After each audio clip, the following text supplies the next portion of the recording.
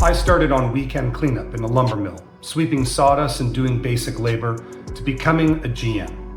There's no shortcuts, it was just hard work on the floor. I'm Brad with Murdoch Manufacturing. Thank you so much for watching another video. I want to share my video from the rise from the floor to the corner office. When I started at the mill, it was quickly transitioning into a 24/7 operation, and therefore I was moved into production full-time.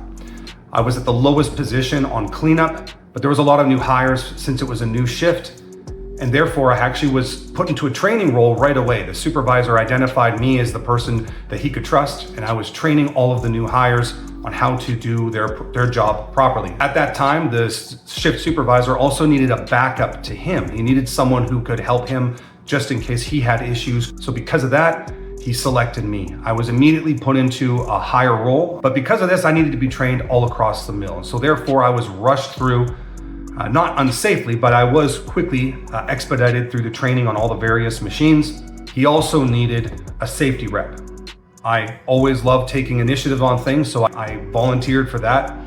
I was going to the meetings and reporting back findings.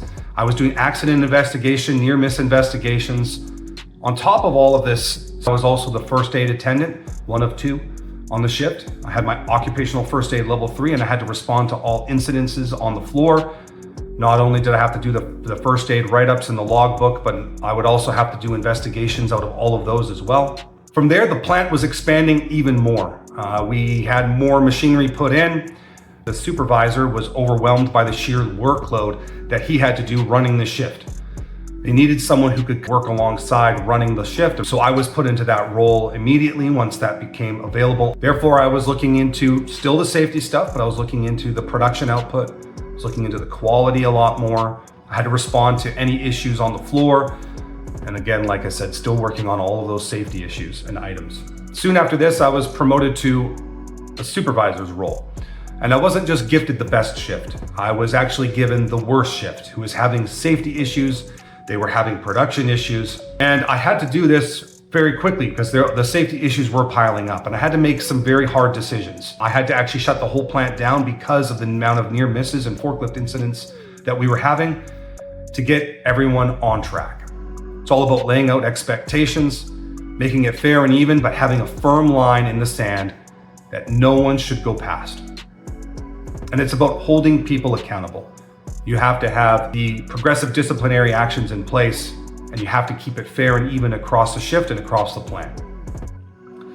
From there, after a couple of years on that shift and turning it around and making it the best shift in the plant, I was hand selected by the mill manager to get pulled off the floor and to help the safety manager, who was overwhelmed in HR duties, to rewrite all of the safe work procedures for the entire plant, which were outdated, mainly because we had done updates to our machinery, as well as added new machinery. So I had to do that, of course, in compliance with the safety governing body. I did that over a course of many months, learning all the things that I needed to learn about making sure I had those, so it was crystal clear on the expectations inside of that safe work procedures. Just as I was wrapping up that project, one of the supervisors, who was now running the worst shift in the plant, was retiring, and I was put onto that worst shift again to turn it around. They were having morale problems, lack of communication. I had already dealt with this. I did it again, and I got that shift turned around. Shortly after that, I was actually selected by the president of the company to do an even bigger project.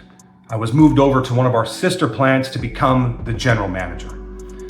But the reason I was going there was not because it was a great opportunity. I mean, it was for me, but it was more because there was a lot of problems, and he needed someone in there who he could trust to turn it around. I had already done this multiple times, like I had just mentioned, and so I was the trusted one to do this. I went in with my eyes wide open, and so I had to learn the whole business. I had to learn all of the things that they do because it was different than what we were doing at our other plant. But there was huge problems. There was management toxicity, really bad. People weren't talking, working in silos. Racism on the floor.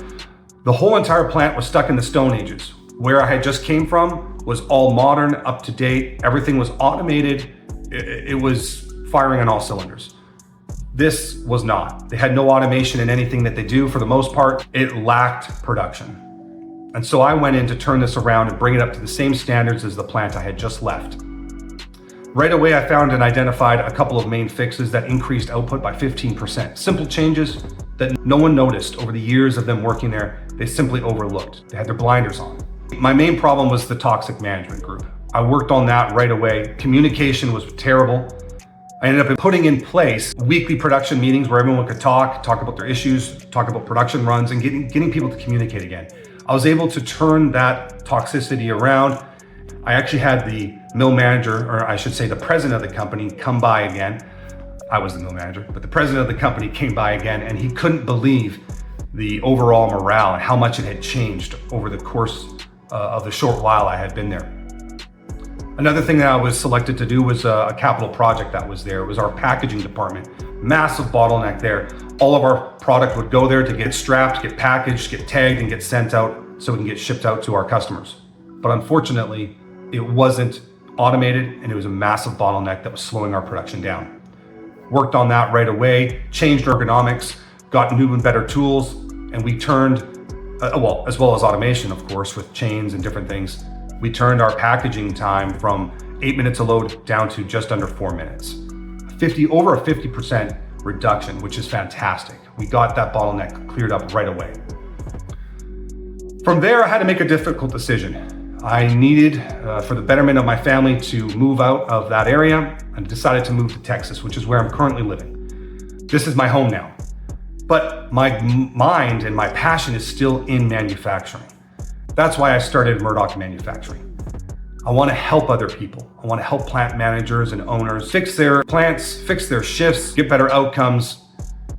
This is what I'm passionate about, and this is what I want to bring to the table. And I have a lot of different videos that you can watch of the things that I've gone through, and I'm going to continue to post more, so please follow me, hit subscribe. And also in the description below, I do have a free toolkit. Anyone can grab it. You just click on that link and you'll get access to all the different free toolkits I have, especially if you're struggling, don't have a lot of things implemented like daily huddle minutes or what a safe work procedure looks like. I've got examples, things that you can take and tailor to your plant. It's completely free.